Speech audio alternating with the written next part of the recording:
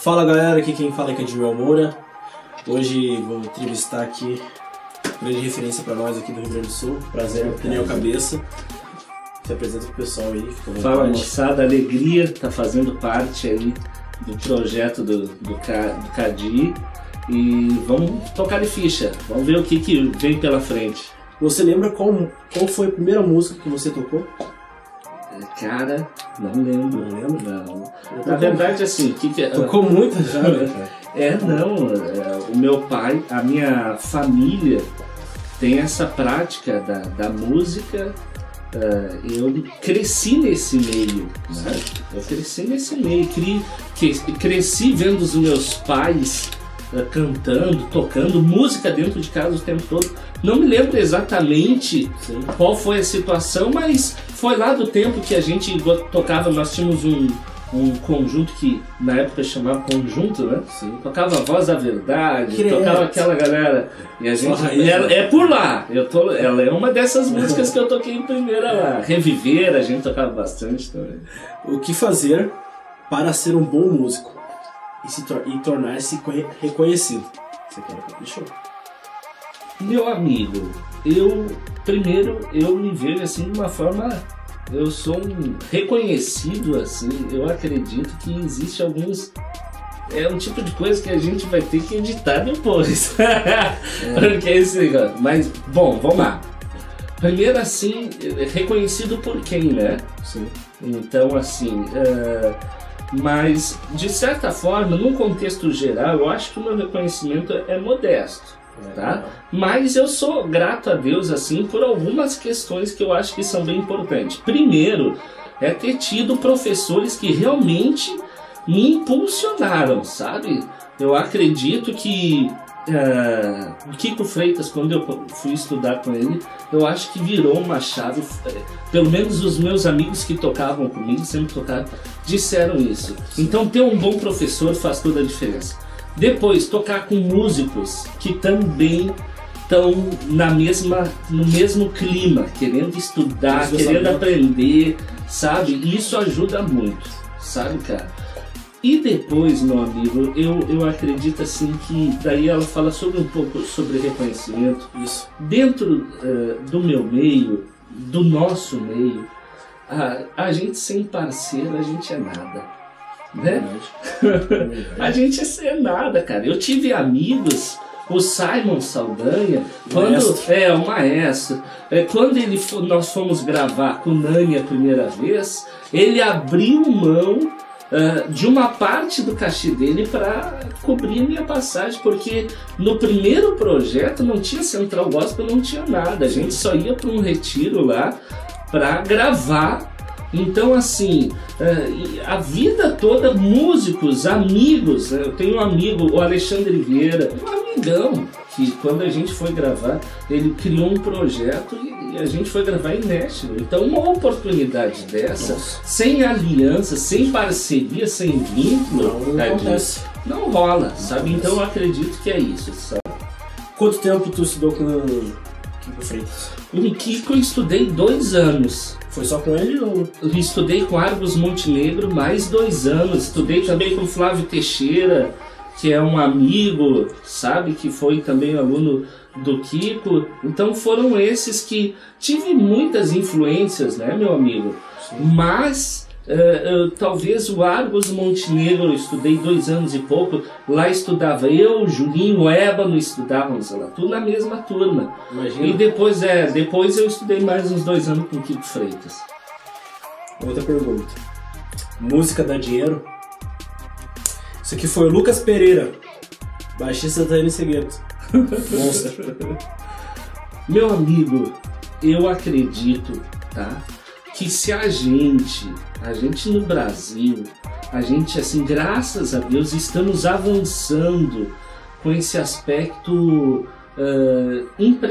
talvez assim, de empreendedorismo dentro do contexto da música, que é o que tu tá fazendo também aqui. Exato. Além do teu instrumento, além de, daqui a pouco tu vai estar dando aula, vai estar com um canal legal. Então eu acho que os músicos estão criando esses vieses, assim, sabe? Para avançar como profissional. Nos Estados Unidos, pega Dave Weckl, né, que é o gênio. É um cara que ele é um monstro tocando, ele é um monstro, ele mixa o próprio disco. Então, quer dizer, ele tem um conhecimento. Pega o Jack DeJohnette, é um baterista excepcional, é um pianista maravilhoso. Então, os caras crescem com uma mais amplo, numa visão ampla em termos de projeção profissional. Não fica só dependendo das agendas. Exatamente, cara, exatamente. Então tu pega músicos hoje como o Cacau, tu pega essa galera, o Profininho, o Braguinha, é uma galera que tá tocando com o pessoal, tem uma rede de relacionamento maravilhosa. O Braguinha tá na Europa, né? Tocando com o Virgil Donati. Só ele, né? Entende? Então eu acho que se tu conseguir pensar além do teu instrumento, né, e conseguir pensar num todo, de todos os vieses que tu pode desenvolver, eu acredito que tu consegue viver bem de música. Sim. Falei que o cara era top, né? Jonathan Souza. Qual o maior desafio que encontrou no caminho? O que você fez para vencê-los? Essas minhas respiradas assim, acho que depois cortam, né? É bem de boa. Tá. É bom, né? Não vai me ferrar lá, negão. Antes que tu comece a editar o trabalho, saiba de uma coisa: eu te amo. Eu te amo. Isso aqui tá. Tu bota lá como se fosse um spotzinho. Essa resenha de ele começar qualquer coisa. Porque essa resenha tem que colocar. Cara, edição de vídeo, edição de áudio e garçom, tu só reclama depois que o negócio tá pronto. Porque se reclamar antes, cara, o cara da mesa de som lá, tu tá dizendo assim, ó, me dá retorno! E ele só faz com a mão assim, ó, e faz assim, só que ele não tá te dando retorno. Só finge. Não, então, sabe, gente, eu amo vocês. Vamos lá. Vou fazer de novo a pergunta. Vai lá. O Jonathan Souza fez uma pergunta pra ti. Qual o maior desafio que você encontrou? O que você fez para vencê-los? Meu amigo, eu acredito que os maiores desafios não são os externos, são os desafios internos. A gente está no Rio Grande do Sul, a gente tem algumas limitações, a gente eu nasci num bairro simples, então assim, estudei em escola simples, né? Então, no entanto, cara, eu sempre pensei assim, que Deus não errou quando Ele me colocou no lugar que eu tô. Ele me deu a oportunidade de eu vencer esses obstáculos, entendeu, cara? Eu penso assim, eu creio dessa forma. Então, se eu tenho esses desafios, é esses que Deus vai me dar a graça para me vencer esses aí. Então, eu acredito que enfim, questão financeira foi um desafio, mas o próprio Julinho, quando eu conheci ele, o Julinho treinava nem pedi autorização aqui para falar essa história, mas vou falar, ele treinava numa barra de ferro G50, ele botava uma fita durex aqui no cabo e fazia aquele rudimento que eu não conseguia fazer com um par de baqueta normal. Então quando eu vi aquilo, bicho, eu disse, cara, eu preciso cair no meu mundo real, assim, porque tudo bem que eu não tenho grana a fuzel, tudo bem que, mas tem gente que tem limitações maiores e estão vencendo, por que eu não? Entende? Então eu acho, meu amigo, que talvez os desafios internos, sabe? Não, é o desafio da grana, é o desafio disso. Não, cara, eu acho que tu tem que, cara, poxa, a gente coloca na presença de Deus, Deus vai dar saída pra gente aí, Ele dá as respostas, eu creio nisso, sabe? Tem como botar uma palma depois dessa resposta aí? A última pergunta aqui do Instagram, depois tem as outras. Gabriel Neto fez uma pergunta aqui. Por que a maioria dos músicos fazem careta na hora de tocar? Meu amigo, eu acredito, tá? Eu particularmente, tu faz careta? Demais. A gurizada folga a full, hein? Bastante. Eu acho que assim, tem o lance da satisfação, tá? Tem o lance da satisfação de que quando tu tá tocando e tu realmente tá sentindo aquela, enfim, toda aquela a emoção que tá rolando ali. É um sentimento, né? Exato. Tu tá expressando e daí sempre rola aquelas expressões assim que saem do cotidiano, né? Mas eu particularmente faço bastante porque assim, eu sempre trabalhei bastante em estúdio. E daí tu trabalha bastante com metrônomo. E quando eu tô tocando, por exemplo, na igreja, num ambiente normal, mesmo sem metrônomo, eu sinto que às vezes assim, a banda tá perdendo o beat. E daí quando a banda tá perdendo o beat, eu faço, sabe, sem querer. Sim. Mas eu faço a careta porque eu tô sentindo que o pulso tá perdendo. Sim. Então talvez, enfim, possivelmente outros músicos façam careta por outras razões. Eu faço mais por essas daí. Mas tô vencendo, pelo menos a parte do... A gente fala, a gente tenta segurar, né? Entrando na questão metrônomo, tá? Qual dica que tu daria para o pessoal que está começando a tocar com metrônomo, o pessoal que vai começar a aprender a tocar com metrônomo? Eu recebi um presente de um amigo, que é o quê? Aqui se chama Hope Studio, né? Isso. O que acontece? Eu recebi de um amigo que é um produtor, ele fazia o quê? Ele colocava ele produzia uma música sem batera e fazia eu gravar a bateria. Daí eu gravava a bateria. Não, primeiro vamos tirar som da bateria, pum, pum, pum. Não tá legal, tá, bota o mic mais pra cá, tá. Daí, encontramos o som, vamos gravar. Gravei, tá, mas vamos tentar gravar em dois, não vamos editar tanto. Sim. Daí tu tá gravando e tu tá com metrônomo ali, né? Sim. Chega uma hora que o produtor dizia assim, cara, agora eu quero que tu grave de fora a fora, de ponta a ponta, sem eu ter que editar. Que é a escola antiga, cara. Todo mundo entrava dentro do estúdio e todo mundo tinha que gravar junto. E, cara, não tinha edição. Diretão.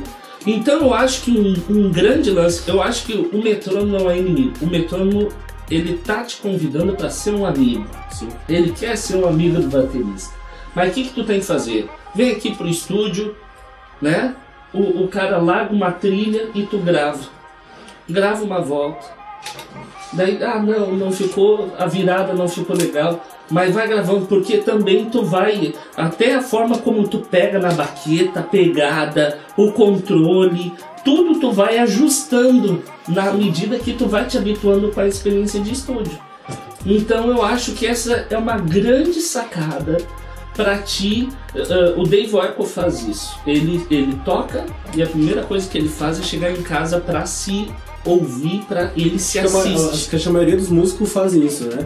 Eu sou um que eu olho várias vezes desde que eu toco.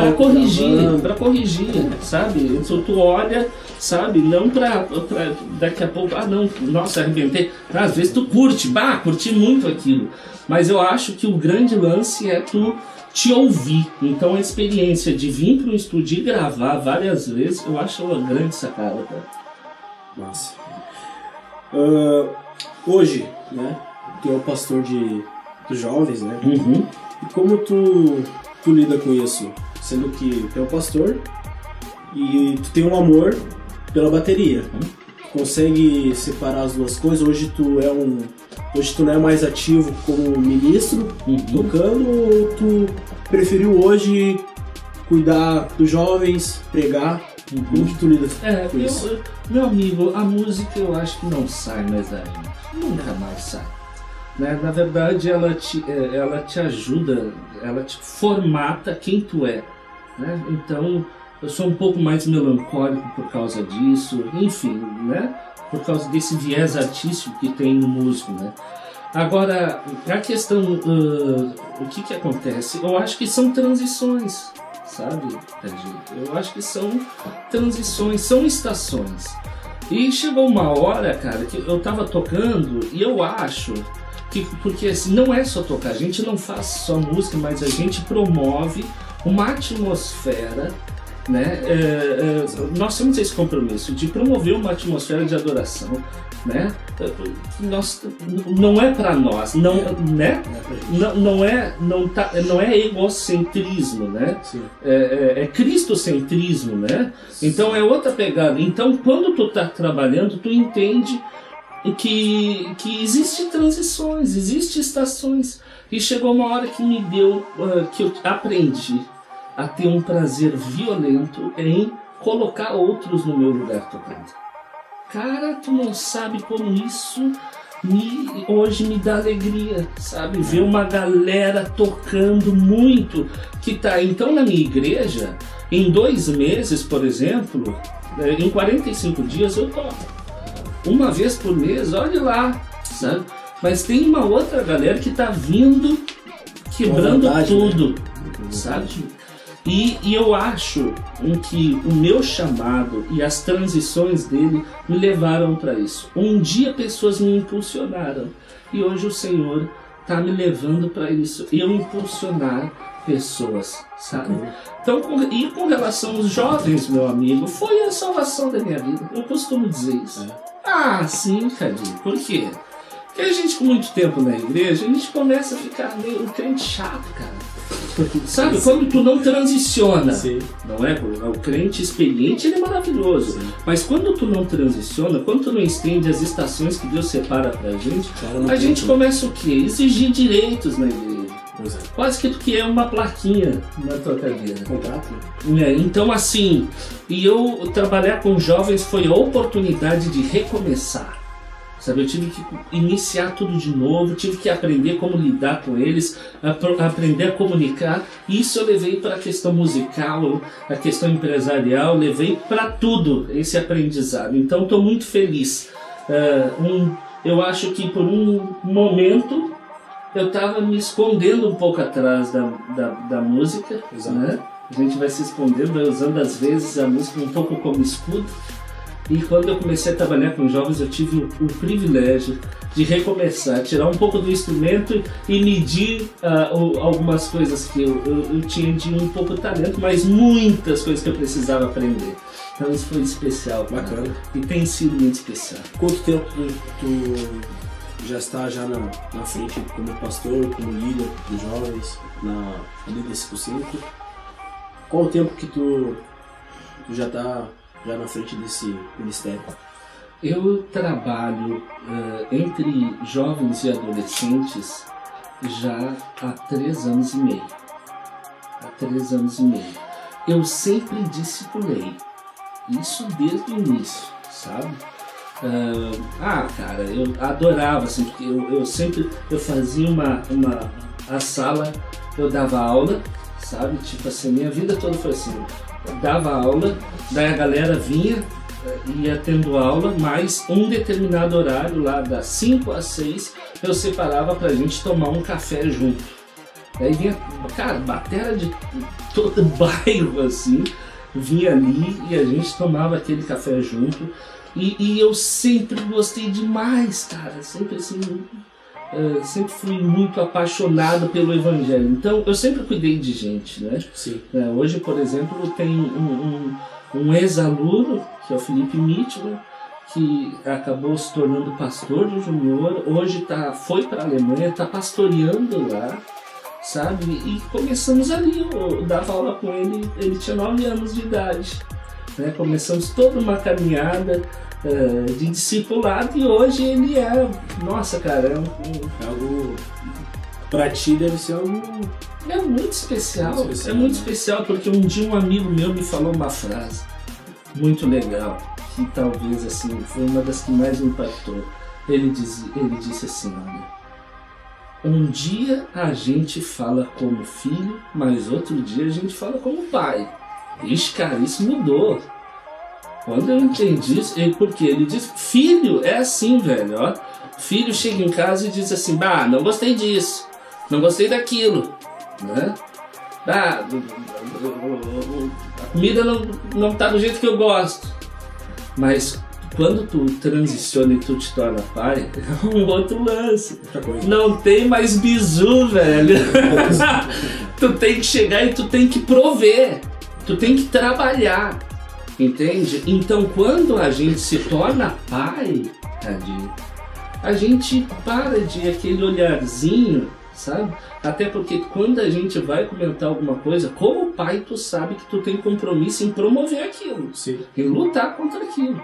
Então eu acho que hoje eu tenho esse sentimento de pai. E isso me dá muita alegria de ver filhos por todo lado, tocando muito, alguns pregando, alguns, né, sendo pai de família.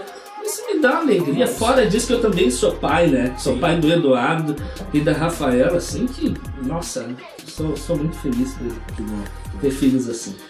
Qual é a tua visão e a tua opinião sobre um músico que nasceu no lar cristão, né? Um músico que tocou em igreja e hoje toca no secular, né? Escolhe tocar secular como uma pessoa profissional, né? Qual é a tua visão? O que tu acha, tipo, um músico que começou na igreja e toca no secular? Meu amigo, eu acredito que essa preocupação, que é uma preocupação que existe, ela precisa ser evidenciada para outros profissionais de outra área. E a pergunta também deveria ser assim, olha, o profissional da engenharia, ele está fazendo do lugar de ocupação dele também o cumprimento do seu chamado, do seu propósito? Sabe, eu acho que essa deve ser a pergunta. O professor está cumprindo com um propósito divino aonde ele está? Profissionais de todo... Porque eu acho, meu amigo, que não é a tua profissão que tira... Não é a tua profissão que vai te definir. Sim. O que te define é o propósito que Deus nos deu. A missão que Deus nos deu. Isso nos define. Agora, Cadi, eu não consigo deixar a missão de Deus de lado para ir lá buscar minha filha na escola. Eu vou com aquele propósito e aquele chamado junto. Sim. Eu sou pai com um chamado, eu sou músico com um chamado, e quando eu tô andando de ônibus eu tô com um chamado, e quando eu tô de férias. Então, meu amigo, a minha pergunta é, o músico, aonde ele está está cumprindo o propósito divino? É esse? Essa é a minha pergunta. Se sim, cara, que eu conheço músicos que tocaram na noite em uma estação da vida dele e levaram o evangelho lá, e aquele evangelho semeou e as pessoas e teve conversão. Teve pessoas que se voltou ao Senhor naquele ambiente. Entende? Então, assim, ao mesmo tempo, eu acho que o cenário artístico no Brasil secular, eu acho muito vulnerável, eu acho muito perigoso, tá? Isso é uma opinião pessoal, eu acho muito perigoso. Eu escolhi não ir para a noite. Foi essa a minha oração. Deus, eu quero de alguma forma ter uma relação com a música, mas eu não quero ir para a noite. Não quero. Eu acho que é muito vulnerável. O cenário não é tão profissional como na gringa, na Europa, nos Estados Unidos, que é totalmente profissional, que só chega, toca e vai embora. Mas eu ainda acredito nisso, meu amigo. Aonde seja qualquer profissional, se a gente está cumprindo o propósito divino, então é isso daí. Para encerrar, a última pergunta: qual foi o dia mais gratificante como profissional? Meu amigão, eu acredito que foram vários, sabe? Foram vários dias. Mas a gravação, acho que em Nashville foi algo assim muito marcante. Porque assim, eu tenho uma satisfação de trabalhar em um estúdio muito grande, sabe? Sim. Eu acredito que esse poder que tem no estúdio, que é de organizar as frequências sonoras, de timbrar, de organizar a música, o ritmo, a harmonia, a ponto de, no projeto final, né, as pessoas terem uma música totalmente presente vir algo para elas escutar pro resto da vida, eu acho isso maravilhoso. Então, lá, porque quando nós chegamos em Nashville, cara, assim, a gente passou por uma avenida que, cara, sei lá, mas deveria ter uns 40 restaurantes, um do lado do outro. Não é bem comum, né? Mas cada restaurante com a galera quebrando tudo, tocando muito, sabe? Um clima às vezes meio country, mas tudo com muita sonoridade. Então chegar lá, entrar dentro de um estúdio, o cara do disco também, que tava o dono do projeto que nos levou para lá, alugou 2 diárias de hotel e nós gravamos junto. E num dia a gente matou o disco, sabe? Foi muito legal. Então, assim, cara, aquilo. O time também era maravilhoso. O Alex Vieira estava na produção do projeto. O Simon? Né? Não estava o Simon, estava o Samuel Oliveira, o tecladista. Tava o Natanzinho, né? Dessa. No baixo, né? E o Nathan Huns, na época tinha 18 anos, acredito que foi isso, faz uns 3, 4 anos atrás. Isso. E o cantor é um cara que é brasileiro, mas mora lá há muitos anos, que é o Madeira. Então, cara, aquela foi uma experiência assim que, puxa, eu sempre gostei muito da gringa, sempre gostei dos Estados Unidos, daí chegar lá e tocar, os caras que estavam operando, sabe? Eu queria um pouquinho mais disso. Daí o cara ia lá e mexia naquele botãozinho lá embaixo, cara. Tudo analógico, tudo. Então, aquilo, foi um negócio assim que... aquilo foi muito legal. Isso aí, galera. Mais uma entrevista. Esse cara aí. Muito obrigado, tá? Escutar foi um prazer. Alegria. Então fique ligado no canal, tamo junto e aos guri.